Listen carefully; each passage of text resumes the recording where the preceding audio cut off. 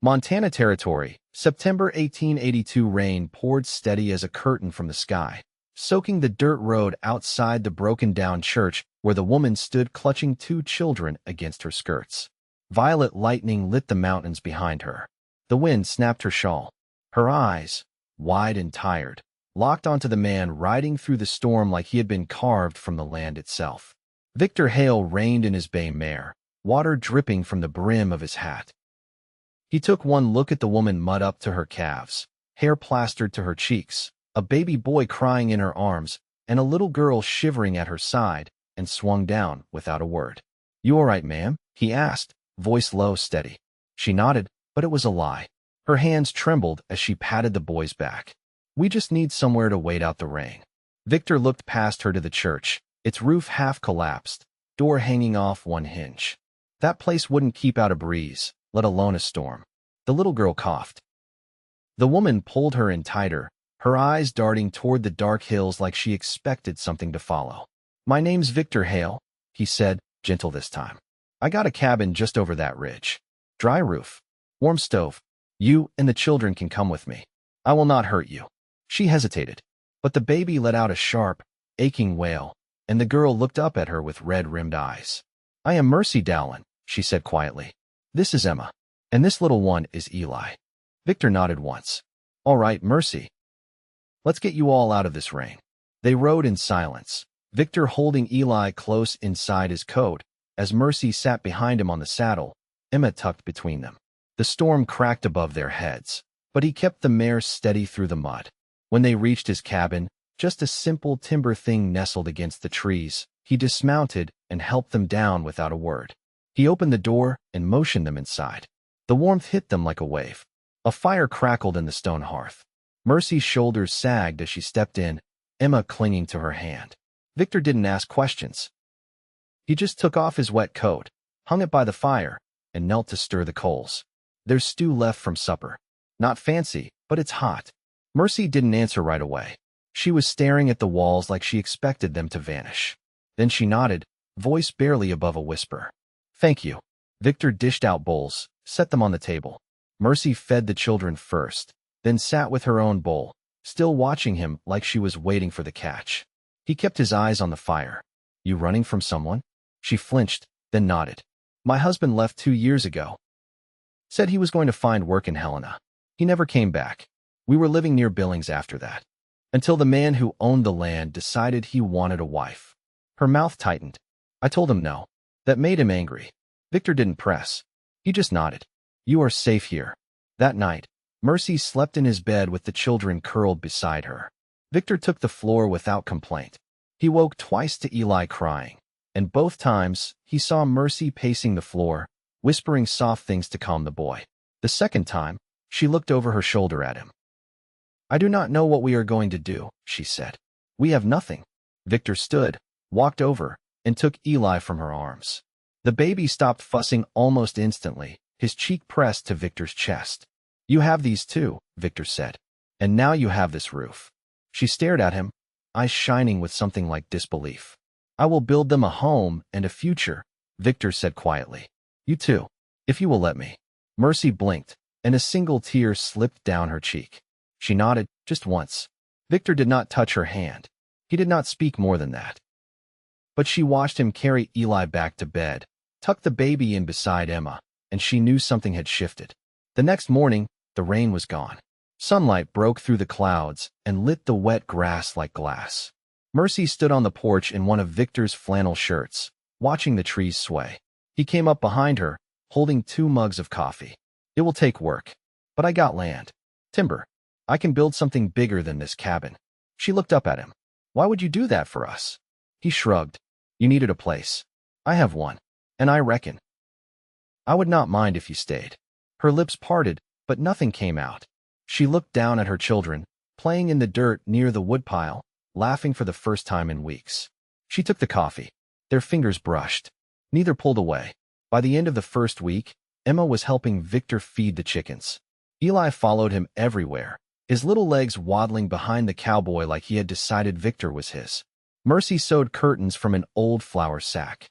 She swept the cabin, sang soft songs at night. But more than that, She started to smile.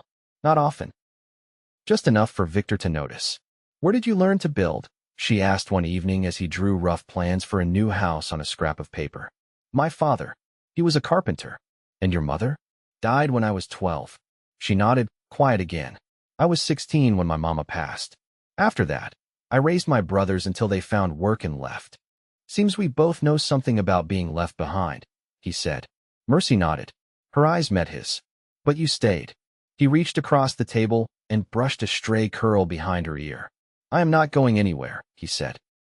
She leaned into his hand for just a moment. Then Emma called out from the other room, and Mercy stood, but she looked over her shoulder and smiled. Victor watched her go with something warm rising in his chest. He was not a man who believed in fate, but he believed in Mercy Dowling, and he would build her something real, something lasting. Victor's land stretched along the edge of a pine-lined creek, where the soil held firm and the air kept the scent of moss and river rock. The new house began with cedar posts he hewed himself, each one hand fitted with a care that spoke more than he ever did aloud. Days passed in the rhythm of labor axe strokes, the rasp of saw teeth, the slow settling of trust. Mercy stayed busy, though the quiet between them had softened. She stitched feed bags into shirts for Eli, taught Emma her letters by candlelight, and started tending the stubborn patch of soil near the cabin with a small hoe Victor had once used for tree roots. One afternoon, while Victor notched a beam by the creek, Emma stood watching him, arms folded like she was trying to understand something bigger than wood and nails. Why are you doing all this? She asked. Victor didn't pause in his work. Because your ma deserves something solid. Emma squinted at the half-raised frame of the house. You like her, don't you? He set the draw knife down and looked at her, the corners of his mouth tugging into something not quite a smile. I reckon I do. She seemed to consider that. You're not like the man from Billings. No, I'm not. She nodded, then wandered back toward the cabin, satisfied. That night, Mercy found Victor on the porch, oil lamp flickering behind her. She carried a folded square of cloth in her hands. You lost the cuff on your shirt, she said. I mended it. He took it from her carefully, like it was something precious. I didn't have thread that matched, she added. But it's strong. Doesn't need to match, he said. Just needs to last. They stood like that a while. The crickets had started up, and a light wind stirred the trees. Mercy looked out toward the bones of the house rising from the earth. I used to think I'd never have anything steady, she said. Not after Jackson left. Not after we had to keep moving. Victor folded the shirt over one arm. Steady takes time. And work. She looked at him, then not with fear, not with doubt, but something quieter. I watched you with Emma today. You didn't say much, but she came in smiling. She reminds me of someone, he said. Who? My sister. She had a fire in her too. Didn't take to being told no. Mercy tilted her head. Where is she now? Married a cattleman outside Fort Benton. Sent me a letter last spring. Said I ought to find someone who'll keep me from growing into the trees. Mercy laughed, surprised by the sound of it. Seems she knew you well. He chuckled low in his chest. I suppose she did. They fell into silence again, but it wasn't hollow. I don't know what comes next, Mercy said finally. I only know I want it to be different than before. Victor nodded. It will be. She shifted her weight, hesitated. And if I don't know how to do this right, then we'll learn it together. She stepped forward, close enough that her shoulder brushed his. I've never had someone say that to me. I meant it. She reached for the shirt still cradled in his arm, fingers brushing his. I know. The moonlight caught the edge of her jaw, and something passed between them wordless, but sure. Not promise, not yet. But the shape of it. The beginning. The next morning brought frost on the grass and clear skies. Emma ran to the creek with a tin pail, yelling about minnows. Eli toddled behind, arms outstretched. Victor watched them from the porch, coffee in hand, as Mercy stepped beside him, brushing her hair back with her fingers. I found your old ledger in the trunk, she said. You were keeping tally of supplies. I was, he said, trying to make sense of what we'll need. She held out a folded list. I added a few things. Flour, beeswax, cotton wicks. He took it, eyes scanning her neat script. You planning to light the whole valley? She smiled, soft and real. Just trying to make it a home. Victor looked at her then, the wind catching the hem of her skirt. You already are. She didn't answer, But she didn't look away either. By week's end, the walls stood tall and square, the roof beams in place. Mercy ran her hand along the plank siding, her fingers catching on a splinter. "You built this with your own hands," she said. He wiped his brow with the back of his wrist. "Built it for you." She stepped closer. "You said you'd build us a home and a future." "Yes." "And do you still mean that?" He met her eyes. "With everything I have." She nodded, slow and steady, and took his hand. Behind them, the children laughed near the water, and the wind moved through the trees like a blessing. By the middle of October, the chimney was laid and the roof shingled. The new house stood tall and dry, its windows fitted with panes Victor had traded for at the mill town 3 ridges east. Wood smoke curled from the flue for the first time one crisp dawn, and Mercy stood a long while outside, her arms wrapped around her middle, watching it rise. Inside, the floorboards creaked beneath her bare feet. She ran her hand along the smooth banister Victor had carved from a single pine, its grain warm beneath her fingers. Eli had fallen asleep upstairs in the loft, curled beside Emma beneath a quilt Mercy brought from Billings, the only thing she'd managed to keep when they fled. Victor was outside splitting kindling near the shed. She could hear the rhythmic strike of them all. Every time she thought she'd grown used to the steadiness of him, she found something new. She stepped out with a tin mug of coffee, the steam curling toward the pale sky. "You've got a way of making things last." He didn't look up right away. "Takes patience and knowing where to cut." She walked closer. "You always this patient?" He set them all down and met her eyes. "I had to learn it." She passed him the mug. "What taught you?" He took a long sip before answering. "Used to work fence lines for a ranch outside Livingston. One summer there was a boy come through, no more than 17, green as spring. He rushed every job, broke 3 posts in a day. Foreman told me to teach him different. Took weeks. But by the end, he could set a line straight as a rifle sight." Mercy leaned against the shed wall. "What happened to him?" "Went off to join the Northern Pacific cruise. Last I heard, he'd made foreman himself." She looked down. "You remember people." "I remember those who try." They stood in silence a minute, the wind catching Mercy's skirts, rattling the last of the leaves still clinging to the cottonwoods. "You ever think about leaving this place?" she asked. "Once or twice," he said. "Thought I'd head south one winter, maybe see New Mexico territory. But I never got far. Something always kept me here." "Like what?" He looked at her, the shade of his hat brim cutting across his eyes. "Didn't know until now." She didn't answer, but the way she looked at him open, unguarded said she understood. Later, while Victor fixed the latch on the barn door, Mercy swept out the hearth in the new house.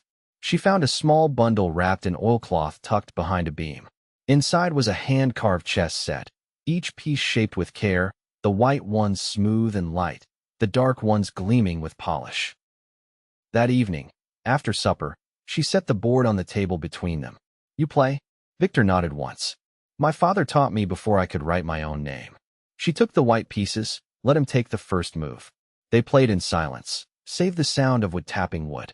Emma watched from the stair, chin on her knees, while Eli slept upstairs. Victor moved his bishop. "You ever read Emerson?" Mercy raised a brow. "Not since I was 17. "What?" he said. "The only way to have a friend is to be one." She paused, hand above her knight. "You think we're friends?" "I think we could be more. But friendship's a good place to start." She made her move. "You're not what I expected." "Neither are you." They finished the game with Mercy in quiet checkmate. She didn't gloat, just leaned back and said, "Next time I'll beat you." "I look forward to that." That night, after the children were asleep, Mercy stood at the window, the moonlight silver across her face. Victor joined her, careful not to crowd. "You all right?" She nodded, then turned to him. "I keep waiting for it to fall apart." "It won't," he said. "Not while I'm breathing." She studied his face. "You mean that?" He didn't reach for her. He just said, "I'll build them a home and a future." "I told you that when the rain came down." "I meant every word." She stepped closer, took his hand in hers, small and calloused. "I believe you." Neither needed to say more. In the quiet of that new house, under a roof built with intention, something settled between them, not rushed, not forced, but certain. They were building something no storm could undo. The first snow came early, silent and sure. It laid a fine layer across the pastures as dawn broke, the sky pale with winter's breath. Victor hitched the horses just after first light, blankets strapped over the load. Mercy watching from the barn with a wool shawl tucked around her shoulders. The children were still asleep, curled together in the loft of the new house, the warmth of the stone hearth holding through the night. "Won't be long," Victor said, tightening the cinch. "Just to the Benson place and back." Mercy stepped forward, brushing a strand of hair behind her ear with a gloved hand. "There's enough flour for a few days yet. You sure it can't wait?" He secured the last strap, then met her gaze. "They've got the hinges I need for the doors. I want them hung before the next storm. Won't do to leave the house open another week." She nodded, quiet a moment before her voice met the still cold air. "Take the trail past the ridge. East slope freezes quicker." Victor gave a slow smile, not wide, but full. "You read the land better than most. I watched it a long time before I ever felt safe in it." He stepped to her, took the edge of her shawl, and adjusted it higher over her shoulder. "I'll be back for supper." She held his eyes a moment longer than she had the day before. "I'll keep it warm." Victor rode out steady, the wagon creaking behind him, leaving narrow ruts through the snow-dusted grass. Mercy stayed by the barn until he disappeared past the pines.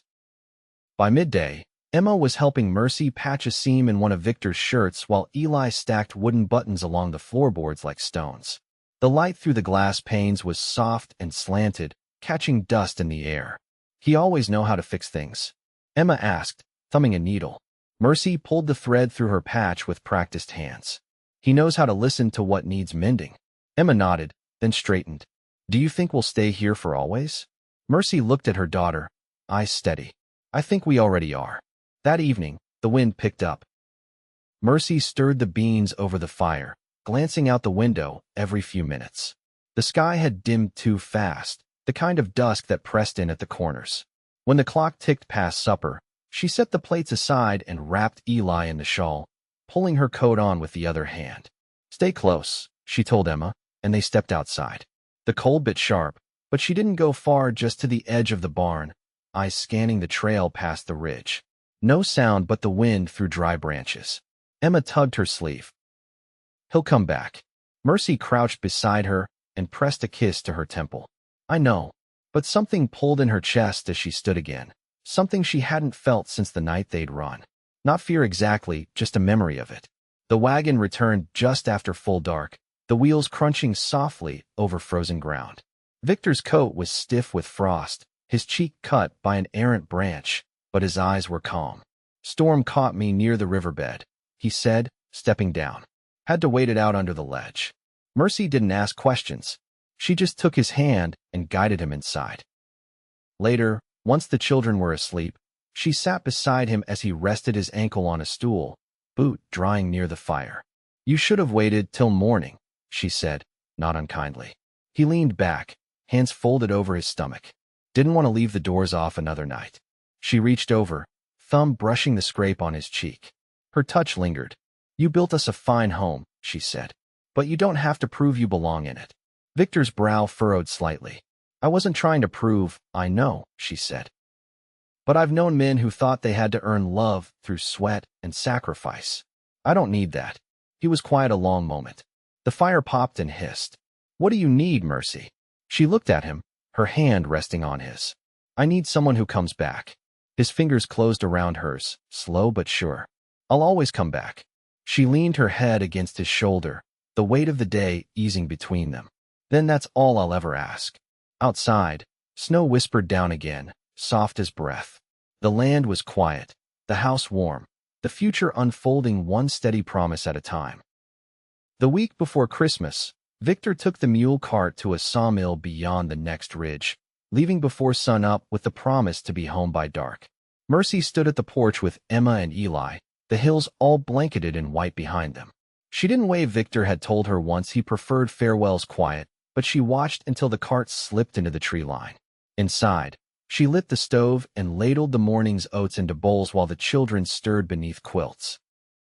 Her days had found their rhythm.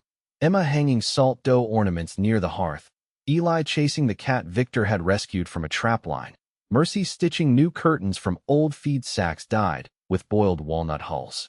The house had taken on the smell of cedar and smoke and bread, and Mercy had begun sleeping through the night without waking at shadows on the wall. By mid-morning, the snow had brightened under a stretch of sun, and Mercy took to scrubbing the floorboards while Eli napped. Emma sat at the kitchen table threading cranberries onto a string, tongue between her teeth. "Victor's been gone longer than usual," she said without looking up. Mercy wrung out the rag and leaned back on her heels. "The snow's thick in the pass. He'll have had to go slower." Emma nodded, but her fingers stilled. "You trust him?" Mercy stood, wiping her hands on her apron. "I wouldn't have brought you here if I didn't." That evening, when the last light faded and the wind picked up, Mercy bundled the children and lit the lantern. She set it on the porch rail, its glow stretching into the dark like a tether. She didn't say anything, but Emma took her hand. Victor arrived just past supper, boots crusted with ice, cheeks raw with wind. The cart was lighter than when he left, but he carried a wrapped bundle under his arm. He stepped inside without ceremony and set it on the table. "Got caught up on the ridge," he said, unwrapping the oilcloth. "Fellow at the mill was clearing out the storeroom. Said this had been gathering dust since spring." It was a spinning wheel, the spindle slightly cracked but usable. Mercy stepped forward, brushing her fingers along the wood. "You brought this for me. I remembered you said you knew how to card wool. Figured come spring, we could trade for fleece." She looked at him for a long time, her face unreadable. Then she reached up and undid the buttons of his coat, one by one. "You're frozen through," she said. "Sit by the fire while I heat some broth." He didn't argue, just lowered himself onto the bench while Eli babbled from his blanket, and Emma leaned against the stair rail, watching it all with quiet satisfaction. Later, after the children were in bed and the fire had burned low, Mercy stood in the doorway of the bedroom, her hands clasped. "You knew I'd want to stay here," she said. "Before I even admitted it to myself." Victor stood from the chair and walked to her, his face lined with fatigue, but his eyes clear. "I knew you deserved the choice." She stepped closer. "You've given us more than shelter. You've given us steady ground." He reached out, his fingers brushing the side of her neck. "And you've given me a home I never thought I'd want again." They didn't speak after that.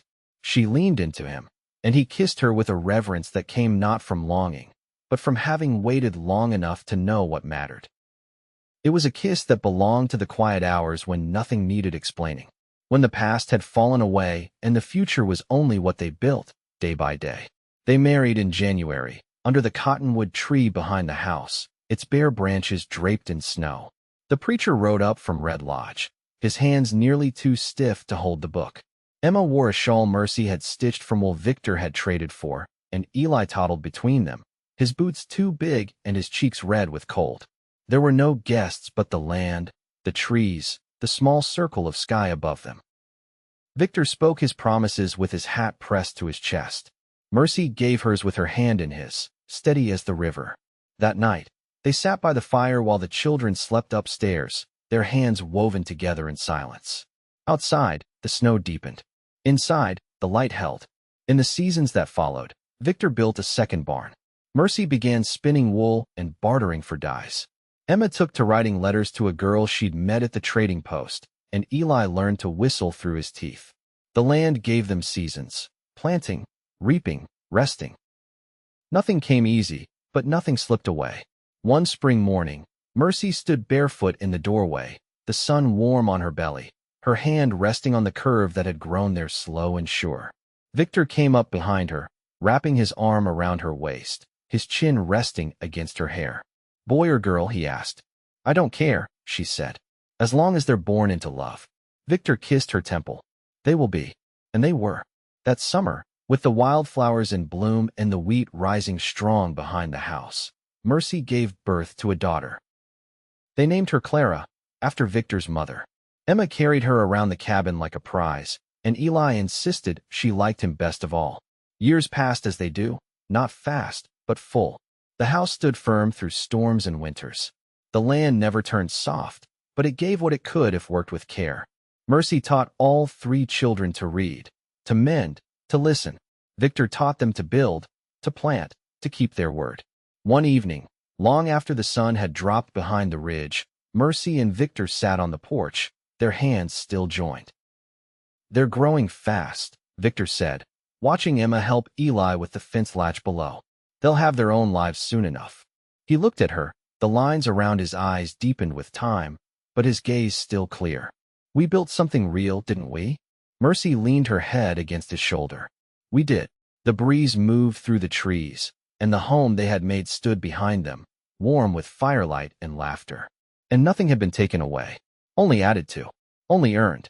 They stayed like that until the stars came out, and the world was quiet again.